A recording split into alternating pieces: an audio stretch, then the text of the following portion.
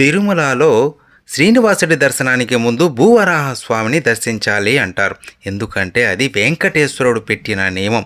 శ్రీనివాసుడి అనుగ్రహం పరిపూర్ణంగా అందాలంటే వరాహస్వామిని దర్శించాలి. భూవరాహస్వామి విగ్రహం శ్రీనివాసుడి విగ్రహానికంటే పురాతనమైనది అంటారు.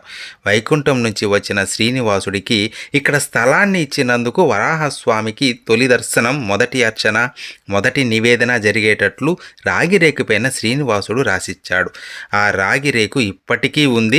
వరాహస్వామికి హారతి ఇచ్చే సమయంలో ఆ రాగిరేకును చూడవచ్చు.